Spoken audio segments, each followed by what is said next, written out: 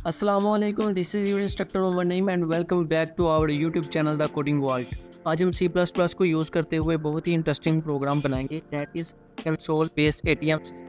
इसमें हमारा यूज़र अपनी अमाउंट को डिपॉजिट करवा सकता है, विड्रॉ करवा सकता है और साथ ही साथ अपनी अमाउंट को चेक भी कर सकता है कि उसके एटीएम सिस्टम के अंदर यानी कि बैंक के अंदर कितनी अमाउंट है। सो सेम एटीएम सिमुलेशन हम क्रिएट करेंगे। सो वीडियो का आपने कोई भी पार्ट मिस नहीं करना क्योंकि इसमें कुछ नए कंसेप्ट्स भी आपको सीखने को मिलेंगे। सो प्रोग्राम को शुरू करते हैं और यहाँ पर हम डबल डाटा टाइप डिक्लेयर करेंगे और साथ में हम बैलेंस वेरिएबल नेम डिक्लेयर कर देते हैं और इसके अंदर हम यहाँ पर 1000 अमाउंट को स्टोर करवाते हैं। यहाँ पर मैं एक कमेंट ऐड करूँगा इनिशियल बैलेंस।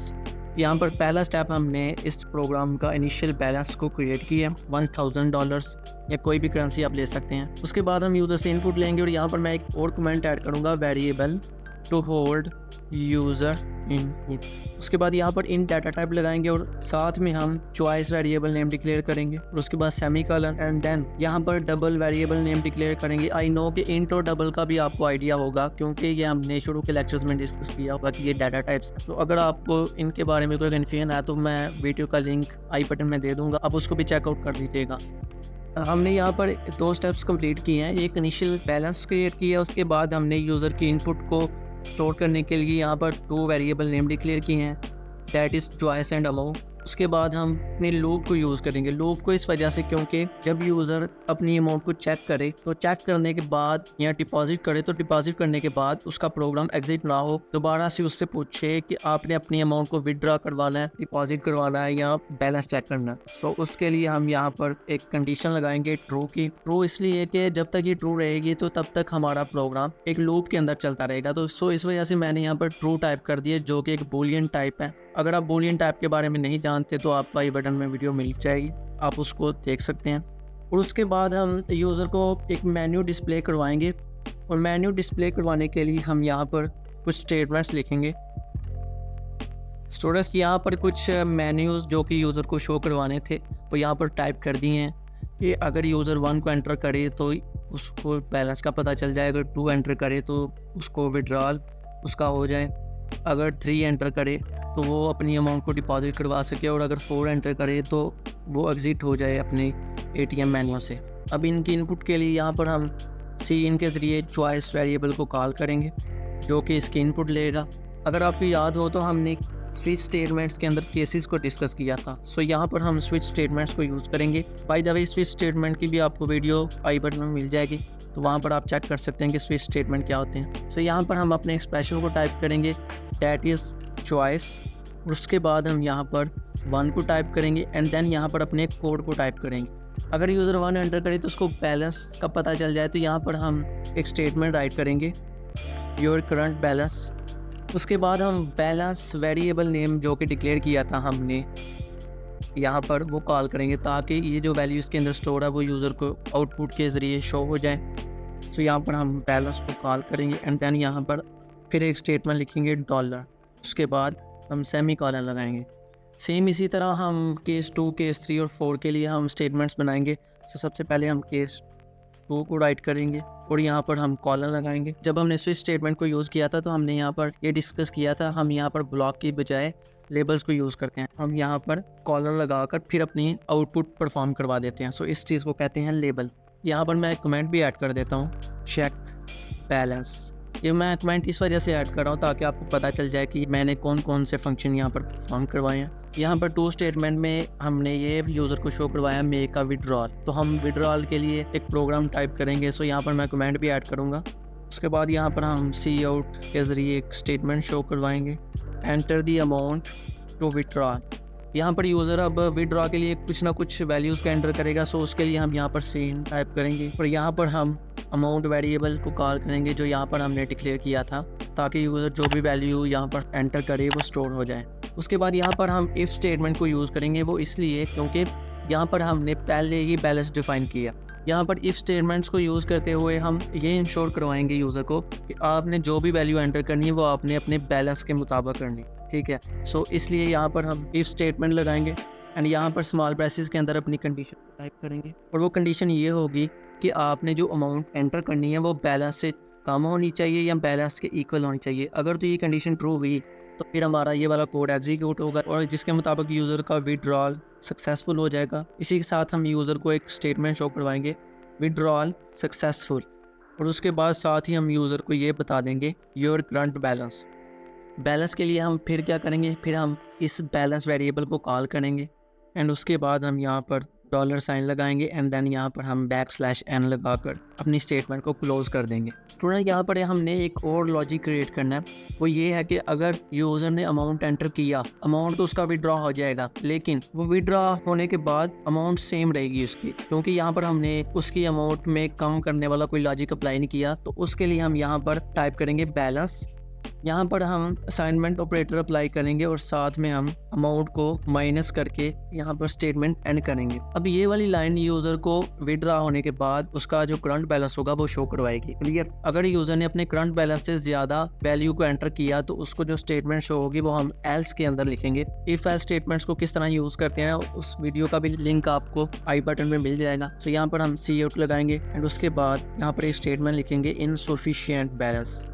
इनसफिशिएंट बैलेंस के बाद हम यूज़र को ये शो करवाएंगे कि आपका जो करंट बैलेंस है वो ये है, और यहाँ पर उसके लिए हम एक स्टेटमेंट लिखेंगे और साथ में हम उस बैलेंस वेरिएबल को कॉल करेंगे।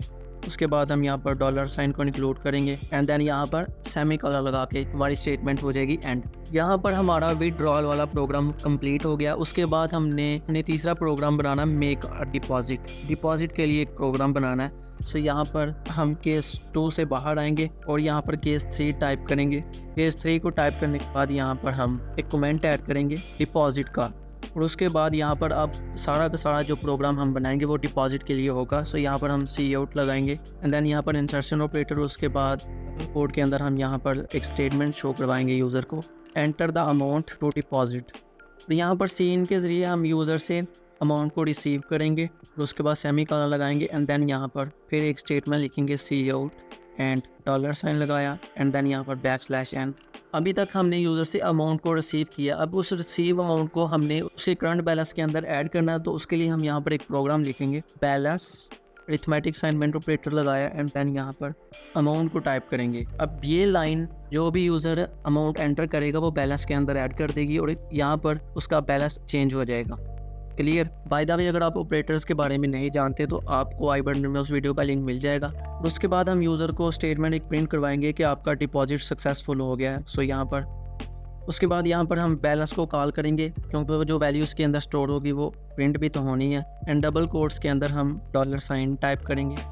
ये जितना भी हमने प्रोग्राम बनाया ये डिपॉजिट के लिए था। अब यूज़र इस प्रोग्राम की वजह से अपनी वैल्यू को डिपॉजिट भी कर सकता है। क्लियर? अब यहाँ पर हम ब्रेक स्टेटमेंट को टाइप करेंगे एंड देन उसके बाद यहाँ पर भी ब्रेक स्टेटमेंट को टाइप करेंगे एंड यहाँ पर हमारा फोर्थ मेन्यू रह गया, that is exit. So exit के लिए हम यहाँ पर एक और प्रोग्राम बनाएंगे और यहाँ पर केस 4 यहाँ पर मैंने कमेंट भी ऐड कर दिया एंड देन यहाँ पर हम यूज़र को एक स्टेटमेंट शो करवाएंगे थैंक्स फॉर यूजिंग ATM, और साथ में हम एक अच्छी स्टेटमेंट भी लिख देते हैं हैव अ नाइस डे।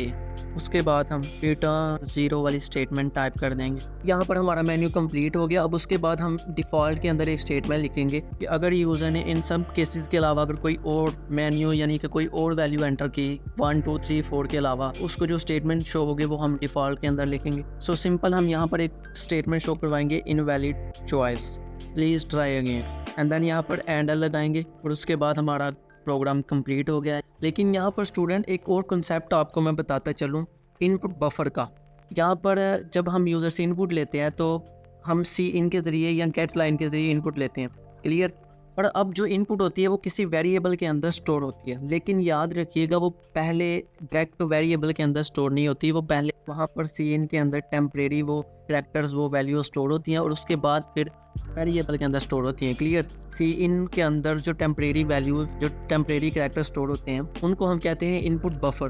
बाज़ बात ऐसा होता है कि वो कोई ना कोई करैक्टर इन के अंदर रह जाता हो, उसकी टेम्परेरी मेमोरी टेम्परेरी जो स्टोरेज होती है वो फ्री नहीं होती। सो वहाँ पर कई बार हमारा प्रोग्राम एरर देता है। सो उस एरर से बचने के लिए हम यहाँ पर एक हेडर फाइल इंक्लूड करवाएंगे दैट इज़ लिमिट, और उसके बाद हम प्रोग्राम के एंड पर एक स्टेटमेंट टाइप करेंगे जिसकी मदद से वो जो इनपुट बफर होगी वो क्लियर हो जाएगी। सो यहाँ पर मैं कमेंट भी ऐड करूँगा क्लियर इनपुट बफर। तो यहाँ पर हम एक स्टेटमेंट लिखेंगे in.get क्लियर के बाद हम स्मॉल ब्रेसेस लगाएंगे एंड देन यहाँ पर हमने सेमीकोलन लगाया है। ये क्या करेगा, ये जो इनपुट बफर होगी वो क्लियर करेगा एंड देन यहाँ पर हम एक साथ में और स्टेटमेंट राइट करेंगे, सी इन इग्नोर न्यूमेरिक लिमिट। अभी यहाँ पर मैं आपको ये सब कुछ एक्सप्लेन नहीं करने वाला, वीडियो बहुत लंबी हो जाएगी। बस आपने इतना समझ लेना है कि ये इनपुट बफर को क्लियर करने के लिए हम यूज़ कर रहे हैं। यहाँ पर स्कोप रेजोल्यूशन ऑपरेटर लगाएंगे एंड देन यहाँ पर मैक्स, उसके बाद हम स्मॉल ब्रेसेस टाइप करेंगे एंड देन कामा। यहाँ पर ही कंप्लीट हो गया प्रोग्राम।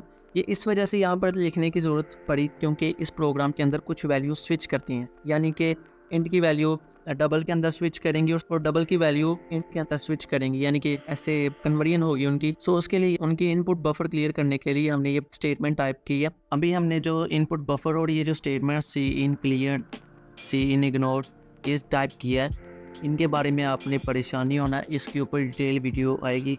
सो उसके लिए चैनल को सब्सक्राइब करें ताकि हर वीडियो की अपडेट आपको मिलती रहे। It's an overview. अभी आप मेन एटीएम वाले प्रोग्राम के ऊपर ध्यान दें, अभी इसको आप मत सोचें, ठीक है।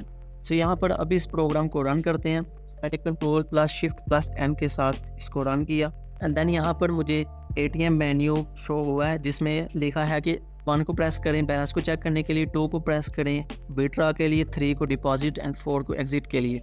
सो यहाँ पर मैं विड्रॉ के लिए 2 को प्रेस करता हूँ एंड देन यहाँ पर अमाउंट को एंटर करता हूँ।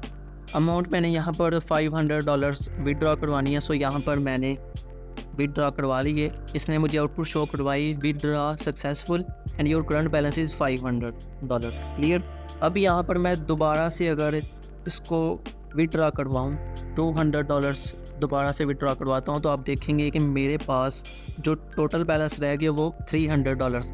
और उसके बाद अगर मैं इसकी जो अमाउंट है वो इससे ज़्यादा एंटर करूँ तो मुझे ये इनवैलिड शो करवाएगा। सो यहाँ पर दोबारा से विड्रॉ करवाते हैं और यहाँ पर 500 विड्रॉ बाय मिस्टेक 3 एंटर हो गया था। सो यहाँ पर मैंने डिपॉजिट कर दिया और यहाँ पर मैंने 500 को डिपॉजिट किया। तो आप देख सकते हैं पहले 300 था और यहाँ पर 800 हो गया, यानी कि 3 के अंदर 5 ऐड हो गया। तो यहाँ पर अगर मैं इन स्टेटमेंट्स के अलावा कोई वैल्यू एंटर करता हूँ, लेट्स से 7 करता हूँ, तो यहाँ पर मुझे ये बता देगा invalid choice, please try again. And then यहाँ पर मैं दोबारा एंटर करता हूँ 2 को। अब विड्रॉ के लिए 800 मेरे पास बैलेंस था, मैं यहाँ पर 1000 टाइप करूँ तो मुझे ये बताएगा insufficient balance, your current balance is 800। सो इसको आप प्रैक्टिस कीजिएगा, ये बहुत ही इंटरेस्टिंग प्रोग्राम है। इसमें हमारे जितने भी अभी तक कॉन्सेप्ट्स हमने डिस्कस किए हैं वो क्लियर होंगे। और अगर आपको कॉन्सेप्ट में कोई इशू है, कोई कन्फ्यूजन है, तो आप आई बटन को चेक करके वहाँ पर आप वीडियोस को देख सकते हैं। सो आज के लिए इतना ही, मिलते हैं हम अपने नेक्स्ट लेक्चर में। थैंक यू एंड अल्लाह हाफिज़।